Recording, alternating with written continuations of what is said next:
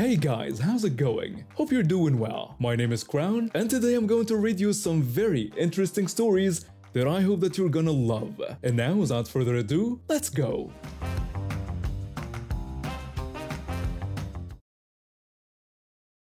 I picked up bartending about 8 months ago after my restaurant gig fell through.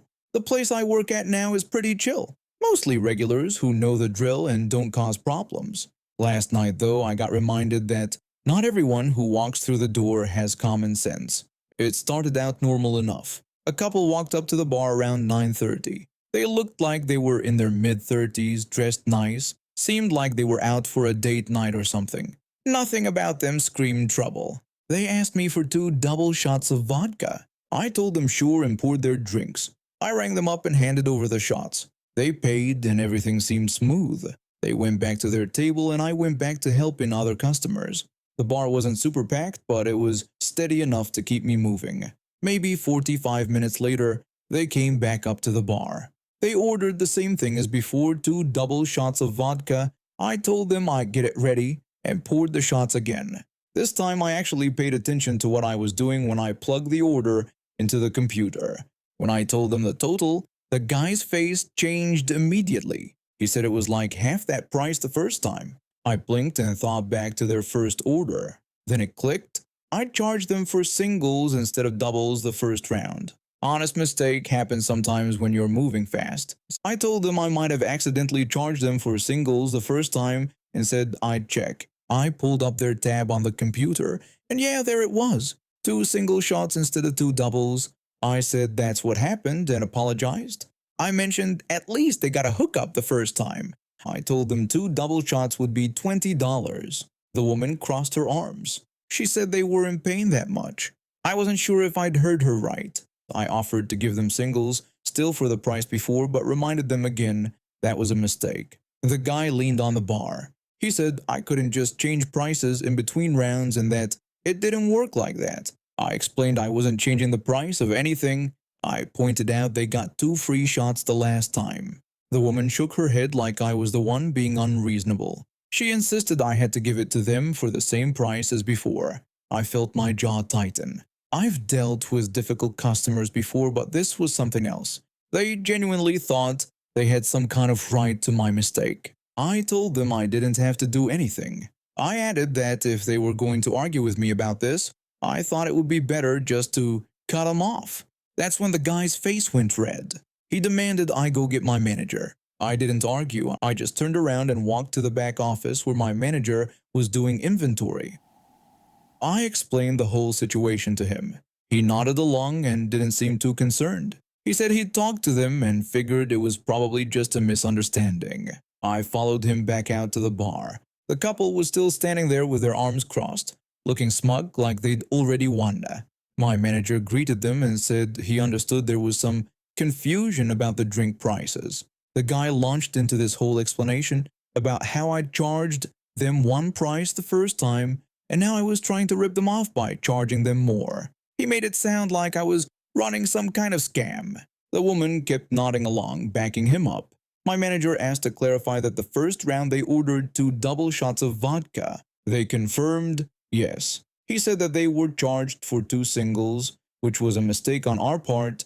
They agreed and said right, so they should get the same price now. My manager's expression changed. I could see it in his eyes. He'd gone from thinking this was a simple mix-up to realizing these people were actually serious. He explained that's not how it works. He told them they got a discount the first time by accident, and that didn't mean they were entitled to that price going forward. The woman's voice got louder. She said this was ridiculous and complained we couldn't just change prices like that. My manager said we didn't change any prices. He explained the price for a double shot had been the same all night. He pointed out they paid less the first time because of an error. The guy started pointing at the menu behind the bar. He demanded to speak to the owner then and said this was unacceptable. My manager's patience was clearly running out. He told them he was the manager on duty tonight and the price was what it was. He said if they didn't want to pay it, they were welcome to order something else or leave. They insisted they weren't leaving until they got what they paid for. People at nearby tables were starting to stare. The whole thing was getting embarrassing for everyone involved. My manager explained they got exactly what they paid for the first time, which was 2 single shots. He said now they wanted 2 double shots and that cost more. He added if they couldn't understand that, he was going to have to ask them to leave. The woman pulled out her phone. She announced she was calling the police and accused us of theft. My manager actually laughed at that. He told her to go ahead and call them. He suggested she explain to them that she was mad because we wouldn't give her free alcohol. He said he was sure they'd rush right over. The guy grabbed the woman's arm. He said this was bull crap and they were never coming back here. My manager said that worked for him and wished them a good night. They walked toward the exit, the woman still muttering about calling someone to complain. Right before they got to the door, the guy turned around. He shouted that we just lost 2 good customers. One of the regulars at the end of the bar shouted back that good riddance. A few other people laughed. The couple's faces went even redder and they finally left. My manager shook his head and walked back to his office. I went back to serving drinks. The regular who'd shouted walked up and ordered another beer. He said those people were idiots. I agreed they really were. He told me I handled that well and kept my cool. I thanked him and said it was just another night, I guessed. He laughed and went back to his seat. The rest of the shift was uneventful. No more entitled couples demanding free alcohol. Just normal people acting like normal people. When I closed up later that night, my manager came out of his office. He mentioned, by the way, he was pretty sure we were just misunderstanding each other at first. Then he talked to them and realized how stupid they actually were. I said, yeah, I got that impression. He said some people just can't accept when they're wrong. He wasn't kidding. I've seen a lot of weird behavior working in bars, but that took the cake. 2 people genuinely believed they deserved free drinks because I made a mistake in their favor once. The funny part is, if they'd just been cool about it, I probably would have thrown in some kind of discount anyway. Most bartenders will hook up decent customers, but acting like entitled jerks gets you nothing except kicked out. I grew up watching my mom make one bad decision after another, but I never thought I'd end up paying for them literally. When I turned 16, she showed up at my school in a brand new 2022 Nissan Sentra with a giant bow on the hood. She told me happy birthday and said it was all mine. A brand new car. I hugged her and thanked her over and over. She told me not to worry about anything, that her boyfriend had helped her get a great deal at the dealership. He was supposedly good with money, always talking about investments and credit scores. I trusted them. What I didn't know was that they had just signed a $40,000 loan for a car that should have cost $20,000 at most. No down payment. 10% interest rate because my mom had terrible credit and no job. The monthly payment was $510. She explained that me and her boyfriend would split the payments, $255 each. I told her I could handle that and thanked her again.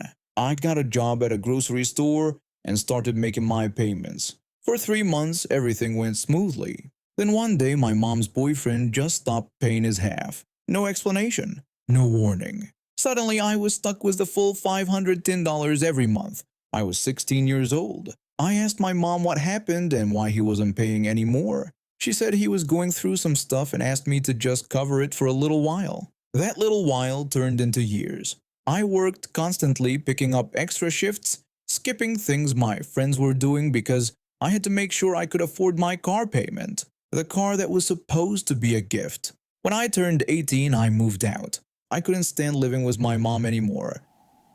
Too much drama, too many arguments, too many of her problems becoming my problems. I got an apartment with a roommate, but money was tight, really tight.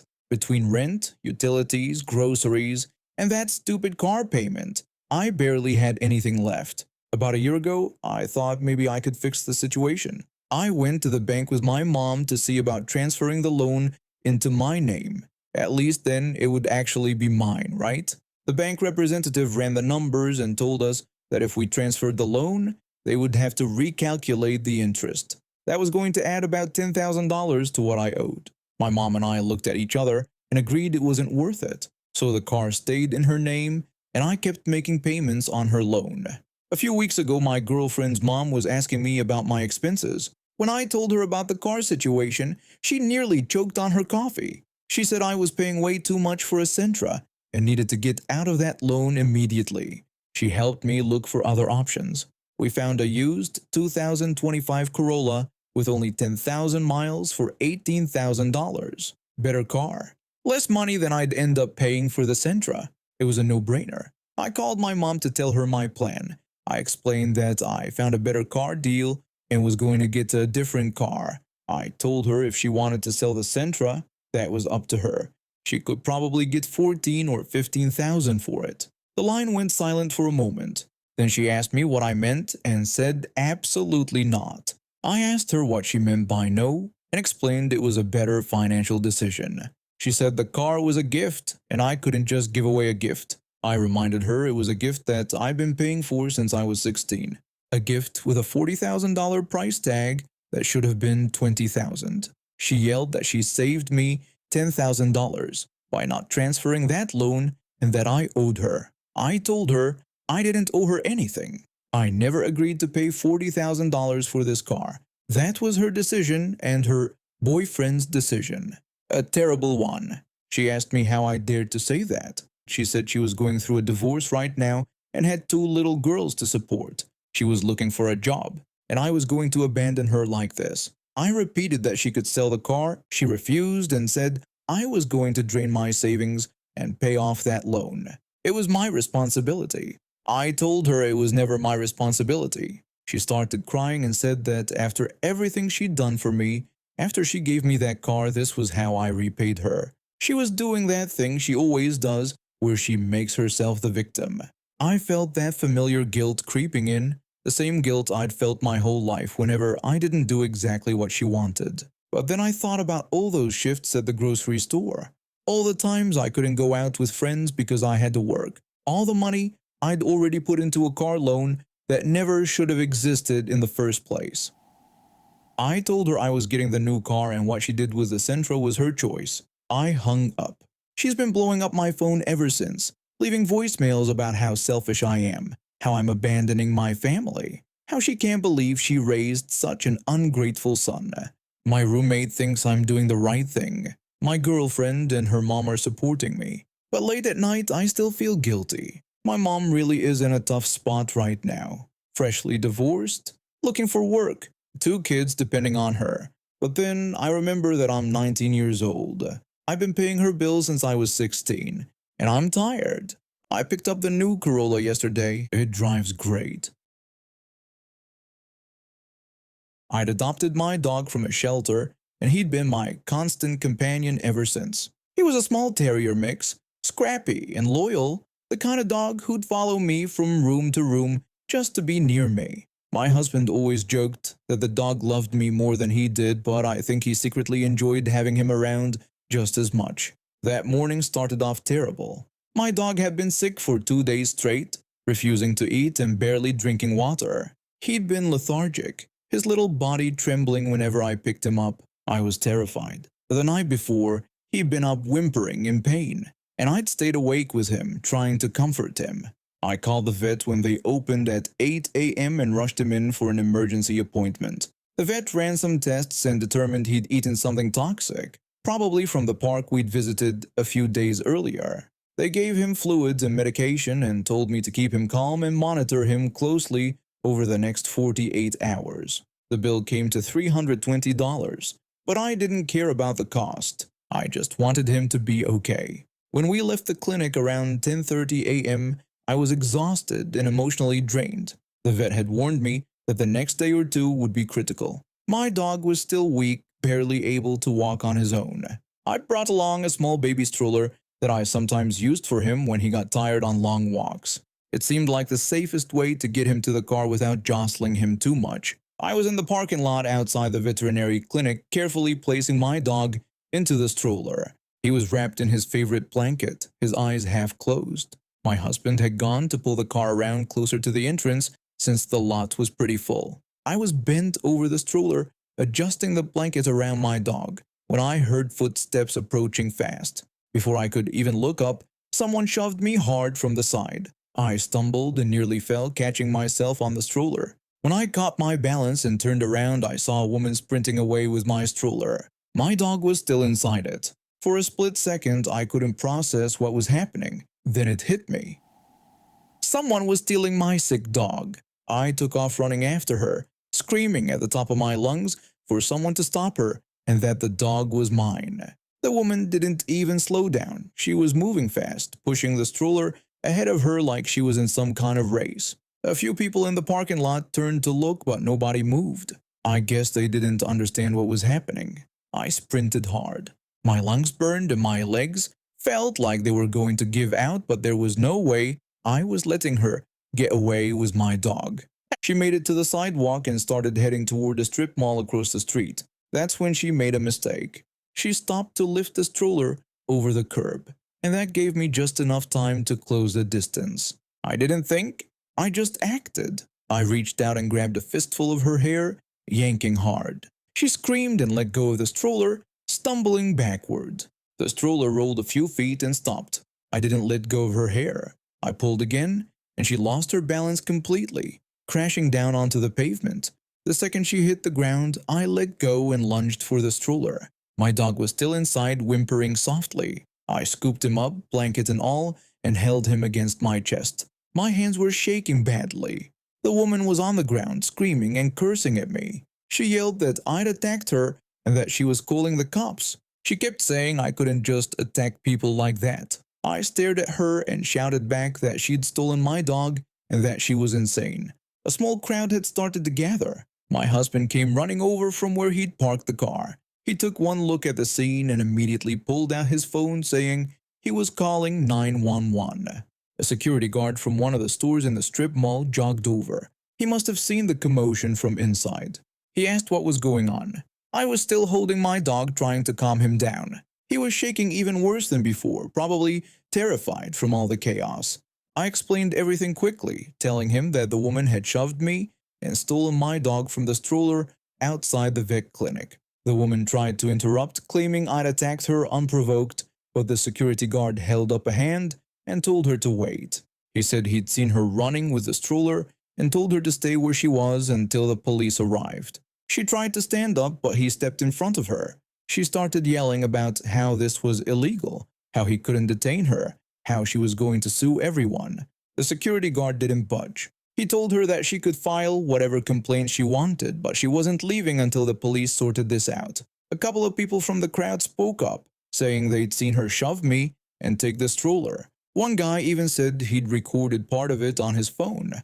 Another woman mentioned that she'd seen the whole thing from her car and was willing to give a statement. The police arrived about 10 minutes later, around 11 a.m. The woman had gone from yelling to crying, claiming she'd just been trying to help because she thought the dog was abandoned.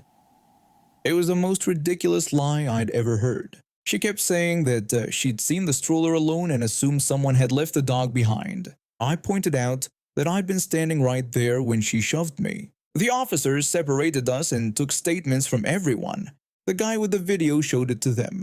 Several other witnesses gave their accounts. It was pretty clear what had happened. One of the officers came over to check on my dog. He asked if the dog needed medical attention after everything that had happened. I explained that he'd just come from the vet and was recovering from eating something toxic. The officer looked at the woman and shook his head.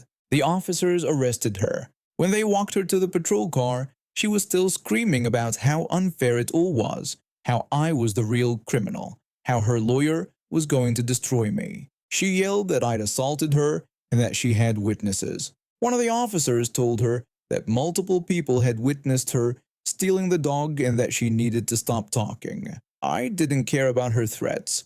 I just wanted to get my dog home. My husband drove us back and I sat in the passenger seat with my dog in my lap the whole way. He was still weak, still sick, but at least he was safe. The vet had said the next 2 days were critical, and I wasn't about to let anything else happen to him. When we got home, I set up a comfortable spot for him on the couch with extra blankets and his favorite toys nearby. I stayed with him all night, checking on him every hour to make sure he was okay. He pulled through. A week later, he was back to his normal self, running around the house like nothing had ever happened. A few days after the incident, I got a call from the police department. They told me that the woman was being charged with theft and assault. Apparently, she had a history of erratic behavior and had been involved in similar incidents before. They asked if I wanted to press charges, and I said yes without hesitation. The officer mentioned that, with all the witness statements and video evidence, the case was pretty solid. I never found out exactly why that woman tried to take my dog. The police said she had a history of erratic behavior, but that didn't really explain why she'd do something like that. Maybe she was having some kind of breakdown, or maybe she just wanted a dog and didn't care how she got one. I'm just grateful for the people who stepped up to help, especially that security guard. Without him and the witnesses who came forward, things could have turned out very differently. My husband kept saying I was brave for chasing her down, but honestly, I didn't think about it. All I knew was that someone had my dog, and I had to get him back. I'd been living on my own for about 3 months when they moved in. The apartment was just a one-bedroom place on the second floor. My roommate and I had finally gotten the hang of adulting, figuring out bills and groceries and all that stuff. Things were going pretty smooth until the day that moving truck showed up downstairs. I remember seeing them carry in their stuff, boxes and furniture, the usual. They seemed normal enough at first. Young guys, maybe in their early 20s. I gave them a wave when I saw them outside. They barely looked up. That first week was fine, quiet. I started to think maybe we'd lucked out with decent neighbors. Then Friday night happened. It started around 11. This thumping bass that made my whole floor vibrate. I couldn't tell what song it was, if you could even call it music. Just this constant pounding that drilled into my skull. I figured maybe they were having a party, celebrating the move or whatever. I let it slide, but it kept going. Midnight rolled around, then 1 in the morning. I had work the next day and couldn't sleep with that racket shaking my bed. Finally, around 2, it stopped. The next night it happened again, and the night after that, it became their routine. Every single night, like clockwork, the noise would start up. Sometimes it'd be 10 at night, other times it'd kick off at midnight, and they'd keep it going until 3 or 4 in the morning. My roommate worked early shifts at a warehouse and had to be up at 5:30 every morning. He was walking around like a zombie after the first week of this. I tried knocking on their door about a week in. Stood there for 5 minutes, banging away. I could hear them moving around inside, hear their terrible music blasting, but nobody answered. A few days later, I caught one of them outside by the mailboxes. Tall guy with a beard, looked half asleep. I asked him nicely if they could keep the music down at night since I lived right above them. He told me sure, no problem. But he said it with this smirk that told me he had zero intention of doing it. And sure enough, that night was even louder than usual. I gave it one more shot about a week later. This time I caught 2 of them heading into their apartment. I told them it was every night now and I couldn't sleep. I asked if they could please just turn it down after 11 or something. The bearded one laughed. He told me maybe I should move if I didn't like it. His buddy just stood there grinning like it was the funniest thing he'd ever heard. That's when I knew talking wasn't going to work. I called the cops the next time it happened. They showed up around midnight, knocked on the door downstairs. The music went quiet for about 10 minutes. I watched from my window as the police talked to them at their door. Then the second the police car pulled away, it got even louder. And that's when the banging started. Thud, thud, thud. They were hitting my floor with something, probably a broom handle or a mop, over and over, making the whole apartment shake. It went on for an hour straight. My roommate was losing his mind. I was ready to walk down there and break their door down. But then I remembered something. During the day, when I was home between classes, their apartment was always dead silent. I'd noticed it before but never really thought about it. They slept during the day, every single day. Their cars would show up around 6 or 7 in the morning, then nothing until late afternoon. I mentioned this to my neighbor across the hall, older lady who'd lived there for years. She hated them too. Turned out everyone on our floor did. The couple next door to me had a newborn baby who kept waking up from the noise. The guy at the end of the hall worked night shifts and needed to sleep during the day, but even he could hear them sometimes. She asked if I was going to do something about it. I told her I was working on it. I spent the next few days planning. My roommate had these massive speaker towers from his stereo system, each one about 4 or 5 feet tall. We usually kept them against the wall, but they'd work way better for what I had in mind. He'd bought them years ago for $300 each, and they could seriously blast. I warned the neighbors first, knocked on every door on the second floor and told them what was coming. Most of them thought it was hilarious. The couple with the baby practically begged me to go through with it. A couple even offered to help. The next morning, my roommate and I woke up early. 10 on the dot, we carefully lifted those speaker towers and laid them face down on the floor, pointing straight at the apartment below. I pulled out my Ozzy Osbourne CD, the one with Crazy Train and Bark at the Moon, cranked the volume all the way up, hit repeat. The opening riff of Crazy Train exploded through those speakers and into their floor. It took maybe 30 seconds before the banging started, but this time it was frantic, desperate. I could hear them yelling through the floor but couldn't make out the words. Didn't matter. I turned it up another notch. They started pounding on my door about 10 minutes in. The whole thing was shaking in the frame. My roommate and I just sat on the couch, playing cards, pretending we couldn't hear anything over Ozzy's voice. The banging on the door went on for probably 20 minutes. Then it stopped. But I kept the music going. Around 11, I heard their door slam downstairs, looked out the window and saw them stumbling to their car, clearly trying to escape. They drove off and didn't come back until after 1. 1 o'clock rolled around and I finally turned it down. My ears were ringing. The neighbors came by to tell me they'd heard the guys downstairs losing it, screaming at each other, slamming doors. The lady across the hall brought me cookies. That night, right around 11, I heard their music start up again. Same garbage as always. I looked at my roommate. He was already getting up to grab the speakers. We had them on the floor in under a minute. Ozzy went back on. Their music stopped within 5 minutes.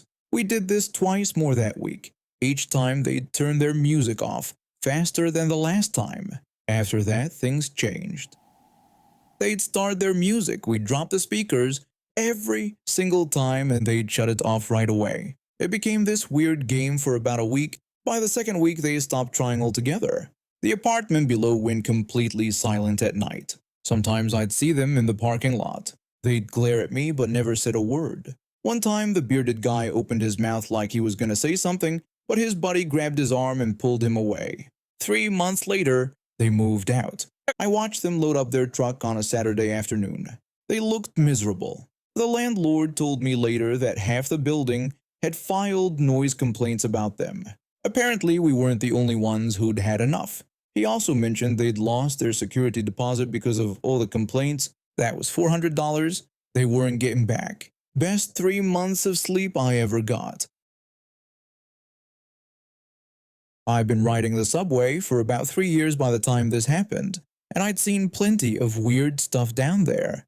But this evening still stands out in my mind, even though it was years ago. First off, I should say that English isn't my first language, so bear with me here. I was coming home from work one evening. My boss had been on my case all day about a project that wasn't even my responsibility. The coffee machine broke right when I needed it most, and to top it all off, the subway was running late. Again, I was standing on the platform, checking my phone every 30 seconds, like that would somehow make the train arrive faster.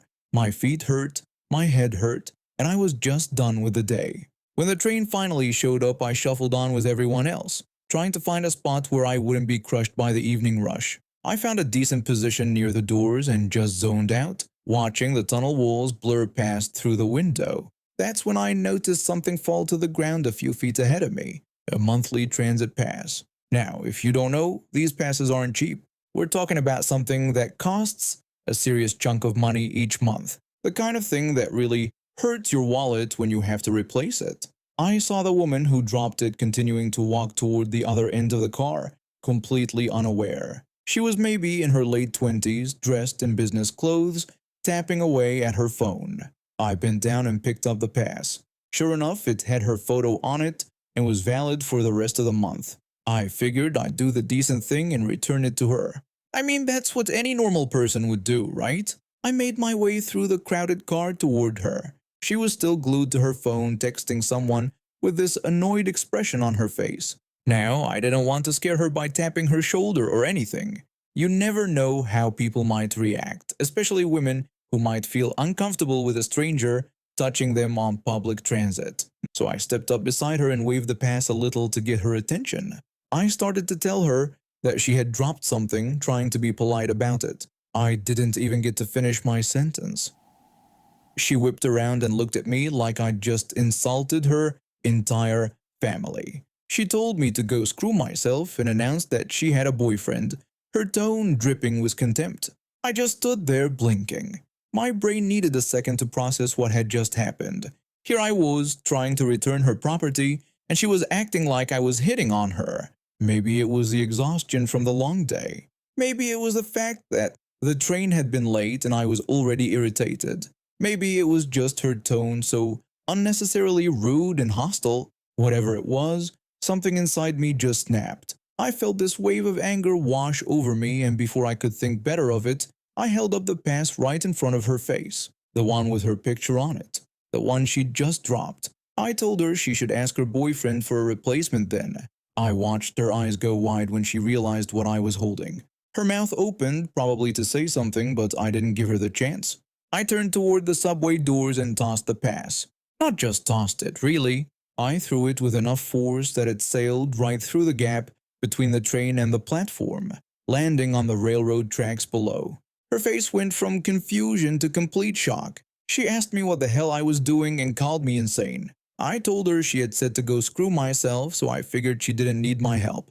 She yelled that it was her monthly pass and asked if I knew how much it cost. I said she should have thought about that before being rude to someone trying to help her. By this point, several other passengers were watching our exchange. Some looked amused, others looked uncomfortable, but nobody said anything. She started yelling, calling me every name in the book. A-hole, psycho, piece of crap, you name it. But I just turned around and walked back to my spot by the doors. My heart was pounding, and I'll admit, part of me felt a little guilty, but the bigger part of me felt oddly satisfied. She followed me, still screaming. She demanded that I pay for a new pass and told me to give her my information right away. I didn't even look at her. I told her I didn't think so. She threatened to call the police. I told her to go ahead and explain to them how she told someone to F off when they tried to return her lost property. That seemed to shut her up for a second. She stood there fuming, her face getting redder. The train pulled into the next station and I got off, even though it wasn't my stop. I didn't want to deal with her anymore, and I figured I could just catch the next train. When the doors closed, I could see her still standing there, probably trying to figure out if there was any way to retrieve her pass from the tracks. Spoiler alert, there wasn't. Those things are gone forever once they hit the rails. I walked up to street level and sat on a bench for a few minutes, letting my heart rate return to normal. Was I the entitled one in that situation? Maybe. Probably, actually. I definitely could have handled it better. But you know what? I don't really regret it. Some people go through life treating everyone around them like garbage, expecting the world to bend over backwards for them anyway. Maybe she learned something that day. Maybe she didn't. Either way, that monthly pass was going to cost her a couple $100s to replace, and she'd have to explain to her boyfriend why she needed the money. I eventually caught the next train and made it home about 20 minutes later than usual. The rest of my evening was uneventful, but I kept thinking about what had happened. Part of me wondered if I'd see her again on my commute. I never did, though. Maybe she switched to a different line, or maybe she just started being more careful with her pass. Anyway, that's my story. I don't know if it counts as her being entitled or me being entitled. Honestly, maybe we were both entitled in our own ways. But whatever, right? And now we have reached the end of today's stories. Thank you for watching, and see you next time.